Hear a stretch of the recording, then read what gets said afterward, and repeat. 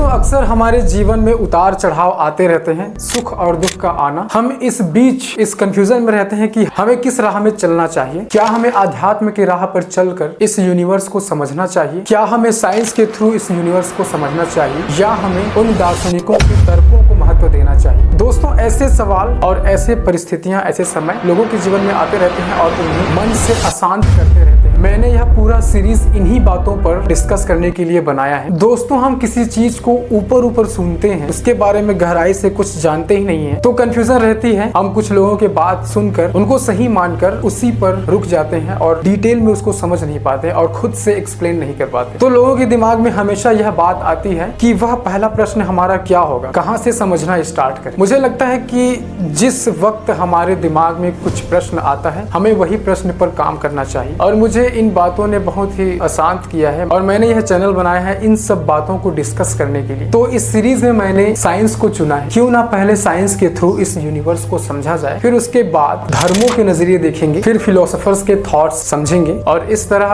अपने क्वेश्चंस के आंसर हम खुद निकालेंगे। तो दोस्तों अगर आपके दिमाग में भी ऐसे ही ख्याल आते हैं तो जुड़ जाइए इस सफर में। हम साथ मिलकर इन सब रहस्यों को समझने की कोशिश करेंगे। नमस्कार दोस्तों, स्वागत है आपका इस चैनल में थिंक एंड स्माइल। दोस्तों मेरा नाम है प्रताप सिंह और आज हम समझने वाले आरएनए और डीएनए के विकास के बाद कैसे साइनोबैक्टीरिया बना और उसके बाद साइनोबैक्टीरिया से यह पृथ्वी हरा कैसे बना। तो चलिए दोस्तों इस पूरी कहानी को समझते हैं। तो वीडियो को स्टार्ट करते हैं। जब शुरुआत में कोशिकाएं समुद्र में तैर रही थी, उनकी सबसे बड़ी समस्या वही थी, एनर्जी। लाइफ जब तक एनर्जी नहीं बना सकती वह कॉम्प्लेक्स नहीं बन सकती। इसी दौरान समुद्र की गहराइयों में एक माइक्रोस्कोपिक लेकिन इतिहास बदल देने वाला जीव उभरा, साइनोबैक्टीरिया। यह ऑर्गेनिज्म इतना छोटा था कि यदि अरबों को एक साथ रखा जाए तब भी एक चम्मच भर पाना मुश्किल था। लेकिन इसका असर पृथ्वी के पूरे भविष्य पर पड़ा, क्योंकि साइनोबैक्टीरिया के पास वह क्षमता थी जो उस समय के किसी भी जीव के पास नहीं था। क्लोरोफिल ए यानी सनलाइट को पकड़ने वाला मॉलिक्यूल। यही वह पहला समय था जब लाइफ ने सूर्य के प्रकाश को ऊर्जा में बदलना सीखा। अब ऊर्जा रैंडम केमिकल रिएक्शन से नहीं, सीधे सनलाइट से आने वाली थी और इस प्रोसेस को हम कहते हैं फोटोसिंथेसिस। इससे साइनोबैक्टीरिया को एनर्जी तो मिलने लगी, लेकिन इसके साथ एक और चीज बनने लगी, ऑक्सीजन। शुरुआत में ये ऑक्सीजन एक वेस्ट प्रोडक्ट थी। साइनोबैक्टीरिया उसे बनाकर पानी में छोड़ देते थे, लेकिन धीरे धीरे ऑक्सीजन जमा होने लगी, पहले समुद्र में फिर वातावरण में। और यही वह पल था जब पृथ्वी पर पहला बड़ा ड्रामेटिकल परिवर्तन शुरू हुआ। लगातार करोड़ों वर्षों तक साइनोबैक्टीरिया ने ऑक्सीजन बनाना जारी रखा। आयरन रिच ओशियंस लाल रंग में ऑक्सीडाइज होने लगी, जैसे किसी विशाल ग्रह पर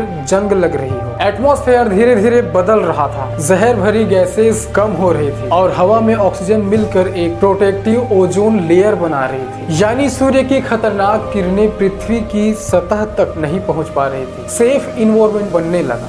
यह प्रक्रिया करोड़ों वर्षों में हुई, लेकिन इसके परिणाम हमेशा के लिए थे। यही था ग्रेट ऑक्सीजनेशन इवेंट, पृथ्वी के इतिहास की पहली सच्ची रिसेट घटना। ऑक्सीजन का बढ़ना ऐसा था जैसे किसी अंधेरे दुनिया में धीरे धीरे उजाला आने लगे। अब लाइफ के पास ऊर्जा भी थी और प्रोटेक्शन भी था और एक्सपेंड करने का मौका भी। लेकिन इवोल्यूशन के पास एक अद्भुत सरप्राइज भी बचा था। एक दिन एक बड़ी कोशिका ने एक साइनोबैक्टीरिया को निगल लिया। ये एक्ट आज होता तो इसे खाने की कोशिका कहा जाता, लेकिन यहाँ कुछ चमत्कार हुआ। साइनोबैक्टीरिया डाइजेस्ट नहीं हुआ, वह उस बड़ी सेल के अंदर एक परमानेंट रिसाइडर बन गया। एक जीव दूसरे जीव के अंदर रहकर उसके लिए एनर्जी बनाने लगे। ये था पृथ्वी का पहला बायोलॉजिकल मर्जर। इसी मर्जर से जन्म हुआ क्लोरोप्लास्ट, वह हरा ऑर्गेनेल जिसकी वजह से आज पृथ्वी हरी है। ये क्लोरोप्लास्ट हर मॉडर्न प्लांट सेल में पाया जाता है और इस एक पूरे घटना ने लाइफ की पूरी दिशा बदल दी। अब ऑर्गेनिज्म न सिर्फ सर्वाइव कर सकते थे, बल्कि उसके पास वह शक्ति थी जो आगे चलकर फुल फ्लैश्ड प्लांट का फाउंडेशन बनेगी। माइक्रोस्कोपिक साइनोबैक्टीरिया से लेकर मल्टीसेल्यूलर एल्गी तक लाइफ हर कदम पर मजबूत हो रही थी। लेकिन ये सब अभी भी पानी में था। धरती अभी भी खाली, सूनी और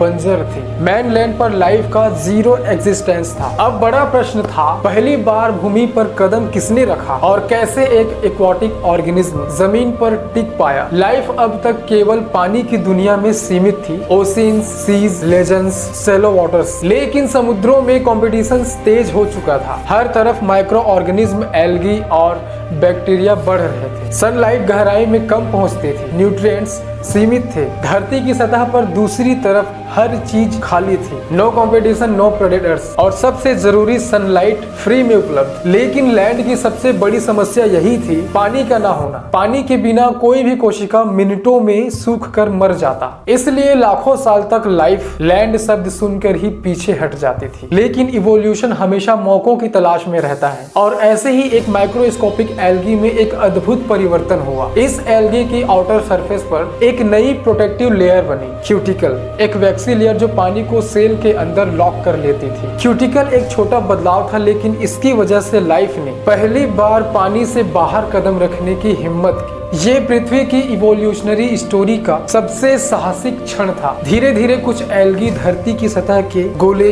नम स्थानों पर टिकने लगे। पथरीले किनारे, नम मिट्टी, जहां पानी कम से कम कुछ समय तक रह सकता था। ये थे पृथ्वी के पहले एक्सपेरिमेंट प्लांट्स। लेकिन अब इवोल्यूशन ने नेक्स्ट स्टेप देना था। जमीन पर टिके रहने के लिए स्ट्रक्चर चाहिए था। यहाँ जन्म लिया पृथ्वी के पहले असली लैंड प्लांट्स ने, ब्रायोफाइट्स, जिनमें आते हैं मॉस, लिवरवॉर्ट, हॉर्नवॉर्ट। ये पौधे प्रिमेटिव थे, लेकिन धरती पर पहले ग्रीन पायोनियर्स यही थे। इन प्लांट्स की सबसे बड़ी खासियत, ये अपनी पूरी बॉडी से सीधे मॉइस्चर ऑब्जर्व कर लेते थे। रूट्स नहीं थी, लेकिन जमीन पर फैलने की क्षमता थी। लीव्स नहीं थी, लेकिन सनलाइट पकड़ने की क्षमता थी। स्टेम नहीं था, लेकिन फिर भी ये क्लस्टर्स में ग्रो करते थे। ब्रायोफाइट्स की वजह से धरती की सतह पर पहली बार मिट्टी बनने लगी, क्योंकि जब ये मरते तो उनकी डेड ऑर्गेनिक मैटर रॉक्स के साथ मिलकर सोल की पहली परत बनती। यही सोल बाद में जंगलों की नींव बनी। लेकिन अब इवोल्यूशन का अगला मिशन था प्लांट्स को हाइट देना, क्योंकि ऊंचाई, ज्यादा सनलाइट, ज्यादा फोटोसिंथेसिस, ज्यादा सर्वाइवल। लेकिन हाइट के लिए एक चीज की जरूरत थी जो कि ब्रायोफाइट्स के पास नहीं थी, इंटरनल ट्रांसपोर्ट सिस्टम।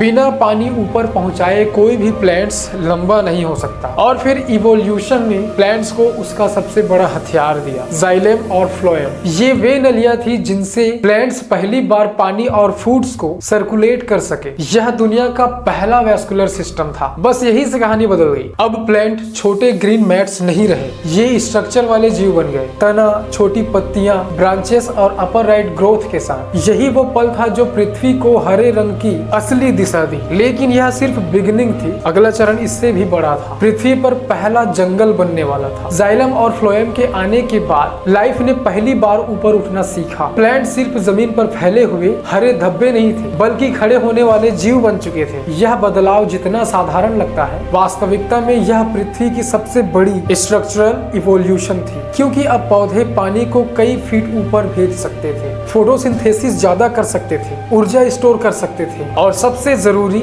ऊंचे हो सकते थे। पहले फैंस जैसे प्रिमिटिव वैस्कुलर प्लांट्स उभरे, हॉर्सटेल्स, क्लब मॉसेस और फ्रूहेन फर्न टाइप्स। ये पौधे आज की गैंट फर्न्स की तरह नहीं थे, बल्कि पतली स्टेम्स और छोटी लीव्स वाले पायोनियर्स थे। लेकिन इनके पास वो स्ट्रक्चर था जो ब्रायोफाइट्स के पास नहीं था, रूट्स, जिन्होंने मिट्टी को पकड़ना, न्यूट्रिएंट्स निकालना और जमीन को स्थिर करना शुरू किया। रूट्स ने धीरे धीरे धरती पर सोल मेकिंग प्रोसेस को तेज किया।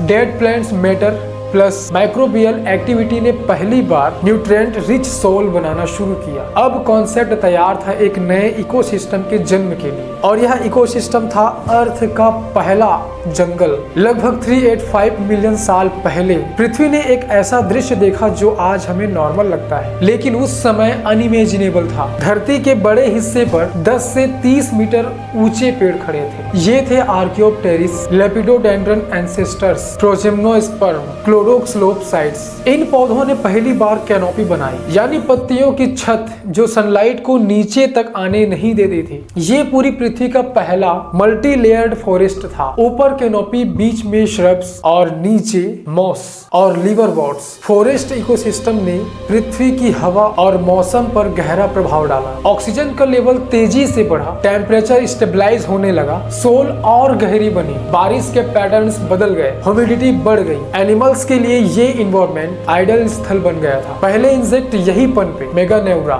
जैसे विशाल ड्रैगन फ्लाई, जिनके पंख आज के किसी भी जीव से बड़े थे, क्योंकि हवा में ऑक्सीजन बहुत ज्यादा थी। फॉरेस्ट ने पृथ्वी के रिवर्स की दिशा बदली, पहाड़ों की मिट्टी को थामे रखा। इवोल्यूशन के पास प्लांट्स के लिए एक और बड़ा स्टेप बाकी था, सीड का जन्म। सीड्स के बिना प्लांट सिर्फ वहीं तक फैल सकते थे जहां स्पोर्स जा पाते थे, जो फ्रैगिल होते थे, जल्दी खराब हो जाते थे और एक्सट्रीम क्लाइमेट सह नहीं पाते थे। पर अब इवोल्यूशन प्लांट्स को एक ऐसा हथियार देने वाला था जो इंटायर प्लेनेट को कवर करने की ताकत रखता था। जब हम प्लांट्स की इस लंबी इवोल्यूशनरी यात्रा को देखते हैं, आरएनए और डीएनए के जन्म से लेकर साइनोबैक्टीरिया, एल्गी, पहली लैंड प्लांट्स, वैस्कुलर ट्रीज और विशाल जंगलों तक, तो सवाल सिर्फ यह नहीं बनता कि पौधे कैसे बने। असल सवाल यह बनता है, हम इस कहानी में कहां खड़े हैं। लाइफ की हर छोटी खोज, हर छोटी बदलाव, हर माइक्रोस्कोपिक स्टेप आखिर हमें किस तरफ ले जा रहा था। प्लांट्स ने ऑक्सीजन बनाया, धरती को हरा किया, क्लाइमेट को स्टेबल रखा, सोल बनाई और एनिमल्स के लिए रास्ता खोल दिया। इन प्लांट्स के बिना ह्यूमंस का होना संभव नहीं था। लेकिन यह सिर्फ बायोलॉजी नहीं है, यह एक संकेत है कि हमारी कहानी हमसे बहुत पहले शुरू हुई थी। हम कौन हैं, हम क्यों हैं, हमें किसने बनाया? क्या यह सब किसी प्राकृतिक प्रक्रिया का हिस्सा था या किसी और महान कारण का? साइंस हमें बताती है लाइफ कैसे बनी, कैसे बदली, कैसे इवॉल्व हुई, लेकिन हम क्यों हैं, इस सवाल का उत्तर साइंस अकेला नहीं बता सकता। यही कारण है कि हम पहले साइंस की पूरी कहानी समझ रहे हैं, क्योंकि जब हम जान लेते हैं कि पृथ्वी कैसे बनी, लाइफ कैसे उभरी, प्लांट्स ने दुनिया को कैसे बदला, तभी हम गहरी समझ के साथ धर्मों के उत्तर सुन सकते हैं और अंत में खुद तय कर सकते हैं कि हम इस विशाल ब्रह्मांड में कौन हैं और हमारा उद्देश्य क्या है। दोस्तों, ऐसी वीडियोस बनाने में बहुत मेहनत लगती है। हर क्रिएटर्स तरसते हैं आपके एक लाइक के लिए। तो प्लीज अगर वीडियो आपको पसंद आया हो तो लाइक करिए, अपने दोस्तों के पास शेयर करिए और ऐसे ही वीडियोस देखने के लिए चैनल को सब्सक्राइब करिए।